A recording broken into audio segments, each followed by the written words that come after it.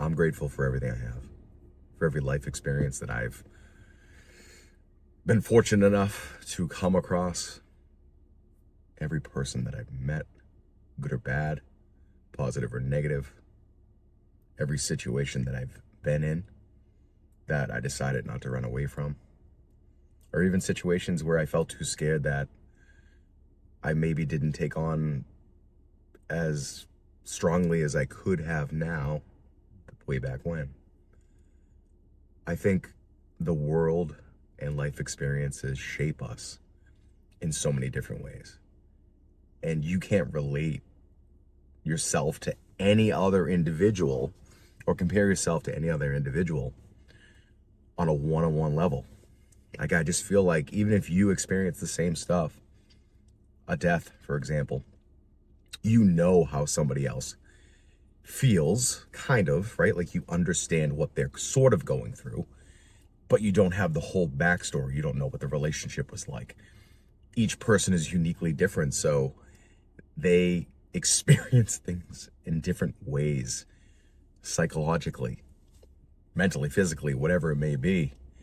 So it's tough. It's tough to not feel alone in a lot of experiences. And genuinely, I just want to kind of talk about that in general. You know, for me, I just had, my daughter was born, I think it's 6 weeks now, 6 weeks ago. And she's beautiful. She's so beautiful. She's so sweet. She's always smiling. She's always making that face like she wants to just laugh out loud, that she's just like happy, you know? And she doesn't even know what's going on. That's life in its purest form. And it, just looking at those small moments teaches me so much, makes me appreciate so much. And I just wish I could stay in those type of moments. The world moves so fast around us that you hear these cliches like, be present, be in the moment, everything's gonna be okay. You don't need to worry about tomorrow because today is right in front of you.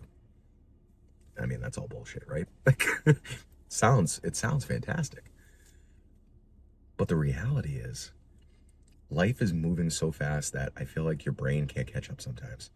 It's always scrambling. It's always worrying about what the hell's going to happen. Are you good enough? Like, are you a good enough dad? Are you a good enough husband?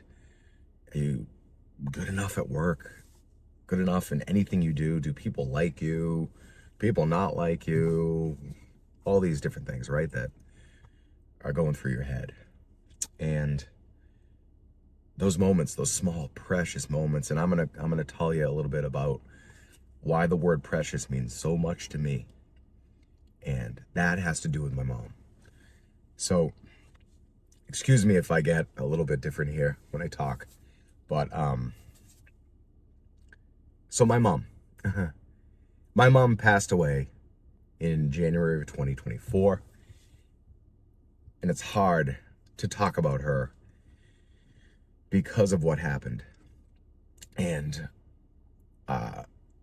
it's a lonely feeling because my dad is still around and they were together every single day of their life. Like, honestly, they were great. They were always together. They were always just going on drives to enjoy their day. Like, they would just randomly drive. Like, we lived in Massachusetts, and you know, they still lived in Massachusetts, and they would just drive up to New Hampshire on a whim every Wednesday, or just go to random stores, or just kind of do whatever. And it was just so beautiful. And I just feel like I didn't appreciate those kind of things as much that obviously I do now after the fact. Not that I did anything wrong. I just didn't, I guess I wasn't in those moments to really appreciate the beauty of their relationship and what that provides me as now a husband and a father. But, you know, she passed away and she wasn't sick. It was a random medical emergency where, you know, her colon basically got twisted, and, you know, there were the multiple surgeries and they tried to do everything they could, but ultimately there was nothing that could be done. So she was 65. She was in perfect health. She didn't drink or smoke. She didn't even really eat sweets. And But she used to say to me, she would be like, hey, Derek, have another cookie. You know, have that second donut. Like, you deserve it. And she was always like so positive and so upbeat that even me and my wife, we talk about it like daily still, because she was so close to my mom. And we talk about just like how she was. And it's almost like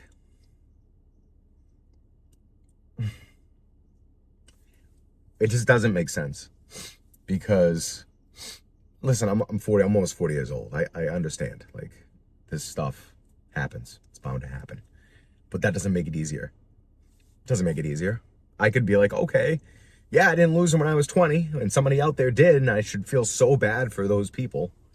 But it's an individual experience, and I just think that it really sucks.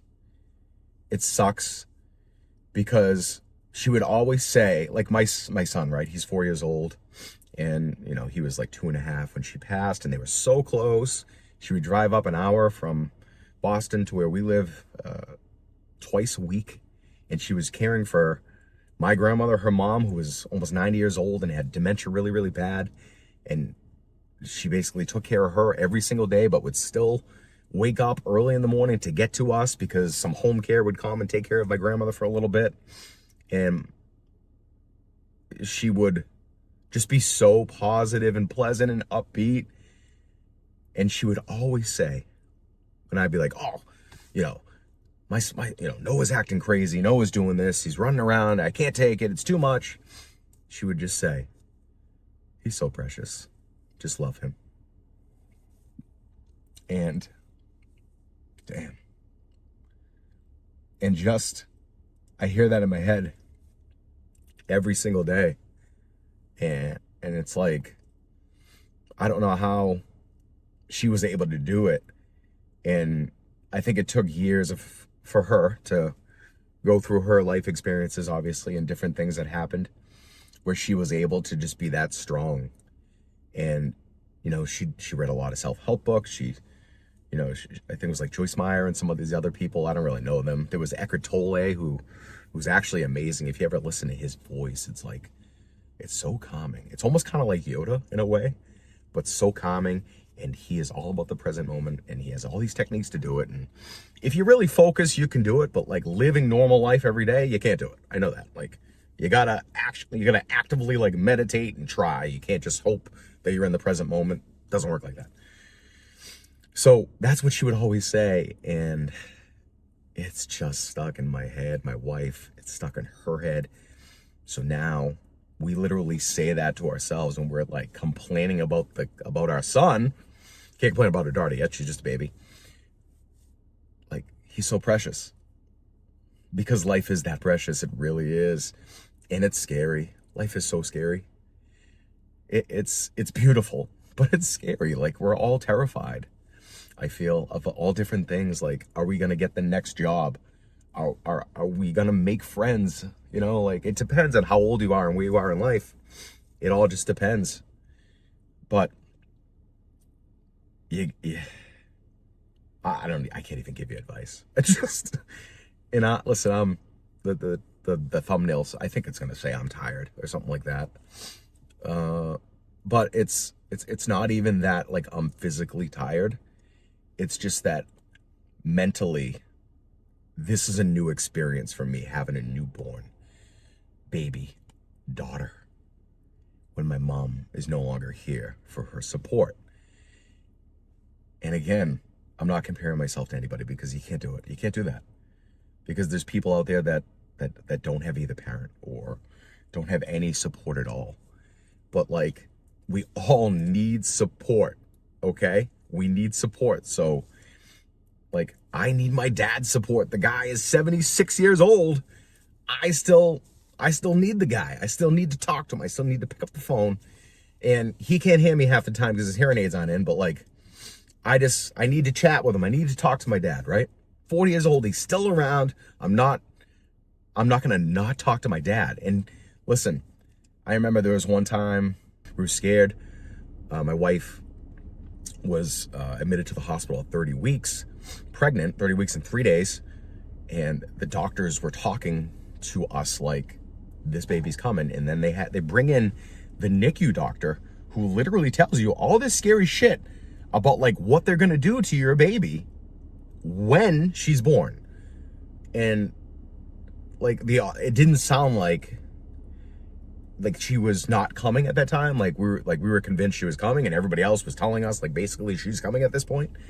And you know what? She didn't. So that's a whole nother thing. We'll do another video on that, about hospitals and how they fucking need to learn how to talk to people. But like I call my dad, I'm talking to him, and we're talking about stuff, and he's kind of out of it a little bit because he's older, military guy, Vietnam, all that stuff.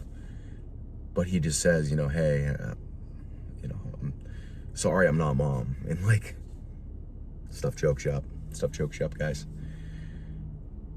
But I guess I don't even know what the point of this is. I'm just so grateful that I am able to live life, that I'm able to do anything in this world with the people that I do have. And I'm so grateful for what I had with my mom.